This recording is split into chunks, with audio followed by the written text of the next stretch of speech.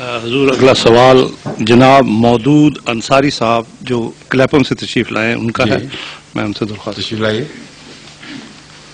السلام علیکم. وعلیکم السلام.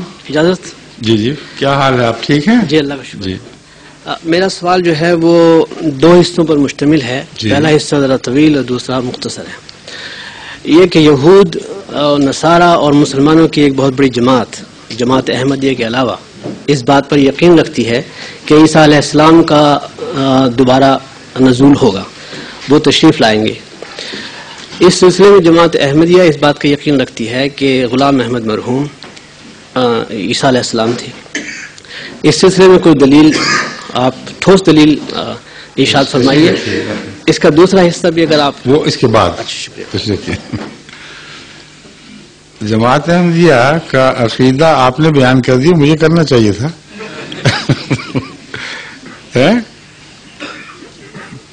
کہتے ہیں پنجابی میں مثل ہے کہ کرو میں آواں تے سنے میں تو دمیں. آج وہی بات کی آپ نے. جماعت احمدیہ کا یہ عقیدہ نہیں ہے جن الفاظ میں آپ نے بیان فرمایا ہے. جماعت احمدیہ کا یہ عقیدہ ہے کہ حضرت عیسیٰ ابن مریم رسول اللہ فوت ہو چکے ہیں، اس لیے حضرت مرزا غلام احمد صاحب وہ ہو ہی نہیں سکتے. وہ عیسیٰ مسیح جو حضرت موسیٰ کی امت میں پیدا ہوئے تھے. لیکن جو شخص فوت ہو چکا ہو، اگر اس کا نام لے کر کسی اور پر اطلاق کیا جائے تو ساری دنیا کی زبانوں میں اس کا مطلب یہ لیا جاتا ہے کہ اس کی خوبی پر، اس کے اخلاق پر اس سے ملتا جلتا کوئی انسان ہے، نہ کہ خود وہ. جیسے آپ کسی اچھے ڈرامہ لکھنے والے کو شیکسپیئر کہہ دیں، کسی شاعر کو غالب کہہ دیں، اور اسی طرح رستم نام بھی مشہور ہے. آپ نے پنجاب میں سنا ہوگا، ہندوستان میں، کہ گاما پہلوان، اس گاما کو رستم کہتے تھے. رستم زمان، ساری دنیا کا رستم. کوئی پوچھے کہ اس کا نام تو گاما ہے، رستم کہاں سے ہو گیا؟ لیکن سارے لوگ سمجھتے ہیں کہ یہ انسانی طرز بیان ہے کہ ایک شخص جو اپنی بعض باتوں میں کسی اور سے مشابہ ہو جائے، اتنا مشابہ ہو کہ اس کی جو بنیادی صفت ہے وہ ایک ہو جائے، تو پھر ایک آدمی کو دوسرے کا نام دے دیا جاتا ہے. آپ نے کبھی سنا ہے کسی کو یہ کہتے ہوئے کہ تم یہ تو حاتم طائی ہے؟ کیوں کہتے ہیں؟ سخاوت اس کا خاصہ ہے. رستم کیوں کہتے ہیں؟ پہلوانی اور بہادری اور دلیری اس کا خاصہ ہے. ڈراماٹسٹ کے اپنے خصوصیتیں ہیں. غرضی کے یہ روح ہے جس کے پیش نظر ایک کا نام دوسرے کو دیا جاتا ہے. بس سب سے اہم مسئلہ جس کی طرف آپ کو توجہ کرنی چاہیے وہ یہ ہے کہ کیا عیسیٰ علیہ السلام فوت نہیں ہوئے، اور کیا جیسا کہ آپ نے بیان کیا ہے لوگوں کے عقیدے کے مطابق وہ زندہ آسمان پر چلے گئے ہیں یا نہیں. آپ نے یہود کا بھی ذکر فرمایا اور مسلمانوں کا بھی اور عیسائیوں کا بھی، اور ظاہر یہ ہوا سوال سے کہ گویا سب کا ایک ہی عقیدہ ہے. یہ درست نہیں ہے. یہود کہتے ہیں کہ پہلا مسیح جس نے آنا تھا وہ ابھی تک آیا ہی نہیں، جانا کہاں تھا اس نے، سمجھے؟ اور عیسائی کہتے ہیں کہ آیا تھا اور صلیب پر مر گیا اور پھر مردوں سے جی اٹھا، اور بطور خدا کے بیٹے کے آئے گا، نبی اللہ کے طور پر نہیں آئے گا. بڑا فرق ہے ان عقیدوں میں. مسلمان یہ کہتے ہیں کہ صلیب پر چڑھا ہی نہیں، بلکہ اللہ تعالیٰ نے کسی یہودی کو اس کی شکل دے کر حضرت مسیح کی جگہ صلیب پہ چڑھوا دیا، اور فرشتوں نے حضرت عیسیٰ کو اٹھا کر کسی سیارے میں پہنچا دیا ہے جو علماء کے نزدیک چوتھے آسمان میں کہیں واقع ہے. اور 2000 سال ہونے کو آئے، ابھی تک مسیح اس قید تنہائی میں بیٹھے انتظار کر رہے ہیں کہ کب میری ضرورت ہوگی تو مجھے واپس لایا جائے گا. یہ ہے مسلمانوں کا عقیدہ. یعنی غیر احمدی مسلمانوں کا. اگر یہ عقیدہ درست ہے تو پھر وہی آئیں گے، مرزا غلام احمد ہوں یا کوئی اور ہو، ان کو تمثیلاً بھی مسیح کہلانے کا کوئی حق نہیں ہے. اگر وہ فوت ہو چکے ہیں جیسا کہ ہمارا عقیدہ ہے، ہم قرآن اور سنت اور دوسرے دلائل سے ثابت کرتے ہیں، تو پھر وہ عیسیٰ جو مر کے زمین میں دفن ہو چکے ہوں وہ آسمان سے نہیں اتر سکتے. پھر ہر ایسے شخص کی طرح جس کا فوت ہونا یقینی ہو، اس کا نام اگر کسی اور پر استعمال کیا جائے تو وہ ضرور تمثیلی نام ہے، حقیقی اور اصلی نام نہیں ہے. یہ ہے اصل فرق جو پہلے آپ کو سمجھنا چاہیے. اس ضمن میں آپ کی توجہ حضرت مسیح علیہ الصلاۃ والسلام کے ایک فیصلے کی طرف کرواتا ہوں جس کے متعلق ہم جھگڑ رہے ہیں.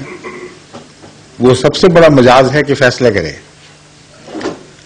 حضرت مسیح سے پہلے بھی یہ خیال تھا کہ ایک شخص ایلیا نامی جو نبی تھے وہ زندہ آسمان پر اٹھائے گئے، اور یہ بات اولڈ ٹیسٹمنٹ میں لکھی ہوئی ہے اور بڑی وضاحت کے ساتھ پوری تاریخ ہے اس کی. غالباً یسائیہ میں ہے، لیکن بہرحال اولڈ ٹیسٹمنٹ میں نہ صرف یہ کہ مسلم بلکہ حضرت عیسیٰ علیہ السلام نے اس کو تسلیم کیا. جب ان سے پوچھا گیا کہ کیا تم اس بات کا انکار کرتے ہو جو صحیفوں میں لکھا ہے، انہوں نے کہا نہیں، بالکل انکار نہیں کرتا. یہ بھی لکھا ہوا تھا کہ وہ دوبارہ آسمان سے اسی رتھ پر بیٹھے ہوئے جو آتشی یعنی آگ برساتی ہوئی ایک رتھ ہے نیچے اتریں گے، اور جب وہ اتریں گے تو وہ اعلان کریں گے کہ مسیح آنے والا ہے، اس کو قبول کر لینا. اب یہود نے حضرت عیسیٰ سے سوال کیا کہ حضرت یہود کا یہ سوال حضرت عیسیٰ علیہ السلام کو پہنچایا گیا کہ وہ کہتے ہیں کہ ایلیا تو اترا نہیں اور آپ کہاں سے آ گئے. تو حضرت مسیح نے اس پیشگوئی کا انکار نہیں فرمایا.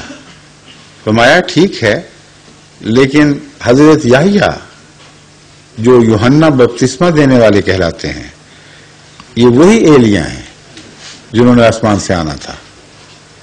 چاہو تو قبول کرو، چاہو تو نہ قبول کرو. تو اب آپ یہ بتائیے کہ مسیح کا یہ فیصلہ اگر درست ہے تو حضرت ایلیا دراصل حضرت ہارون کی صورت میں اترے ہیں، یحییٰ کی صورت میں، ہارون نے. اور حضرت یحییٰ کو سچا ماننا اس صورت میں ہمارا فرض ہے، باوجود اس کے کہ وہ ان لوگوں کے سامنے ایک انسانی ماں کے پیٹ سے پیدا ہوئے تھے. ان کے ماں باپ کے نام اور تھے، اور حضرت ایلیا کے نام کا اپنا نام اور ماں باپ کے نام اور. باوجود اس کے کہ انہوں نے آسمان سے اترنا تھا، پھر بھی حضرت عیسیٰ علیہ الصلوۃ والسلام نے یہ فیصلہ صادر فرما دیا کہ یحییٰ ہی وہ ایلیا ہے جس نے آسمان سے اترنا تھا. اب سوال یہ ہے، یہ فیصلہ سچا ہے یا جھوٹا ہے؟ اگر سچا ہے تو حضرت مسیح پر اس کا اطلاق کیوں نہ ہوگا؟ اتنی سی بات سمجھنے کی بات ہے. اس لیے بہت سے ایسے سوالات ہیں جن کے میں کثرت سے تفصیل کے ساتھ جواب دے چکا ہوں. اس سوال میں اور بہت سے پہلو ہیں، مثلا وفات مسیح کا مسئلہ، صلیب پر چڑھائے جانے والا واقعہ جیسے مسلمان بیان کرتے ہیں کہ وہ خود فوت ہوئے ہی نہیں تھے. سلاطین میں ہے بس، اور نہیں. ہاں، یہ جو حوالہ میں نے دیا تھا ایلیا والا، وہ کہتے ہیں سلاطین جس کو کنگز کہتے ہیں، سلاطین 2 اس میں چیپٹر 2 ورس 2. اچھا سوری، وہ میں نے رومن میں لکھا ہوا آپ نے. ہاں، 11ویں آیت اور باب 2 میں یہ بات درج ہے، مگر اتنی مسلمہ ہے کہ اس کے عام علماء بھی انکار نہیں کرتے. اس لیے میرا خیال ہے اس حوالہ ہو یا نہ ہو یہ بالکل واضح بات ہے. تو وفات مسیح کا مسئلہ سب سے اہمیت رکھتا ہے، سب سے زیادہ۔ اگر حضرت عیسیٰ علیہ السلام وفات پا چکے ہیں لیکن صلیب پر نہیں، جس کا قرآن نے انکار کیا ہے، لیکن طبی موت باقی انبیاء کی طرح، تو پھر وہ تو کبھی نہیں اترتے۔ اب جو دفن ہو گئے، جن کی روح خدا کے حضور حاضر ہو گئی، ان کی واپسی کا عقیدہ جو لیے بیٹھیں گے، جو وہ خود مر جائیں گے مگر کوئی ان کو زندہ کرنے والا نہیں آئے گا۔ اور اگر وہ فوت ہو چکے ہیں جیسا کہ ہم نے کہا ہے، تو آن حضرت صلی اللہ علیہ وآلہ وسلم کی پیشگوئیاں پھر لازماً کسی امتی کے حق میں پوری ہونی چاہیے، جو حضرت محمد صلی اللہ کی امت میں اسی طرح پیدا ہوگا جیسے عیسیٰ علیہ السلام موسیٰ کی امت میں پیدا ہوئے تھے، جس طرح حضرت یحییٰ حضرت موسیٰ کی امت میں پیدا ہوئے تھے۔ اور وہی تاریخ دہرائی جائے گی کہ ایک انسان پیدا ہوتا ہے، وہ دعویٰ کرتا ہے کہ میں وہ ہوں جو پہلا تھا، اور لوگ انکار کر دیتے ہیں، ہنسی مذاق کر کے رخ پھیر لیتے ہیں۔ تو یہ بنیادی عقائد ہیں جو ہمارے درمیان فرق کرتے ہیں۔